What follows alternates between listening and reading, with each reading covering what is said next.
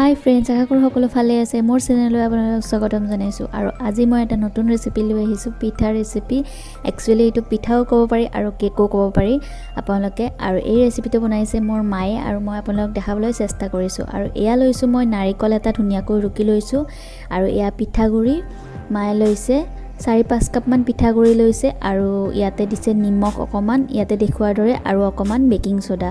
আৰু এইটো কুকাৰটো ফ্ৰী হিট হ'বৰ কাৰণে ইয়াতে গেছত বহাই থৈছে। আৰু এয়া চেনি দিছে এমুঠিমান, মানে প্ৰায় 4-5 চামুচমান হ'ব। আৰু এইখিনি দি পেলাই ইয়াতে নাৰিকলখিনি গোটেইখিনি দি নাৰিকল দি ধুনীয়াকৈ পানী দি পেলাই ইয়াতে ধুনীয়াকৈ সানি লৈছে, একেবাৰে পনীয়া নোহোৱালৈকে। এয়া চাওক, এনেকুৱা কনচিষ্টেঞ্চি হ'ব লাগিব। আৰু তাৰপিছত কুকাৰটো ফ্ৰী হিট হ'লেই, আৰু এতিয়া কুকাৰটোত অকণমান তেল দি পেলাই তেলখিনি গৰম হ'ব দিছে।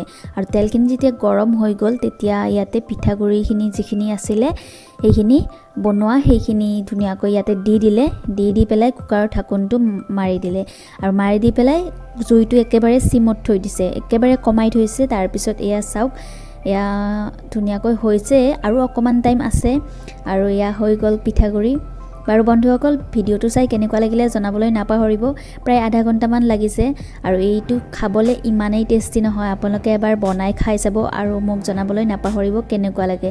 আৰু যদি মোৰ ভিডিঅ'টো ভাল লাগিছে তেতিয়াহ'লে লাইক, কমেণ্ট, শ্বেয়াৰ, ছাবস্ক্ৰাইব কৰিবলৈ নাপাহৰিব।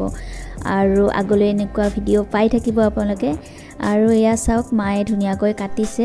এইটো পিঠা একেবাৰে কম সময়ত আৰু বহুত সহজ পদ্ধতিৰে বনোৱা হয়, আৰু খাই পেলাইও ভাল লাগে।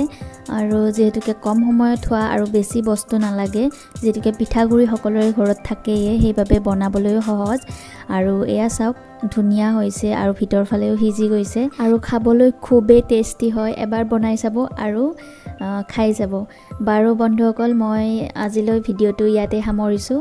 আগলৈ এনেকুৱা ভিডিঅ' পাই থাকিব, সেইবাবে মোৰ চেনেলটো ছাবস্ক্ৰাইব কৰিব যিসকলে নতুনকৈ চাইছে মোৰ ভিডিঅ'বোৰ।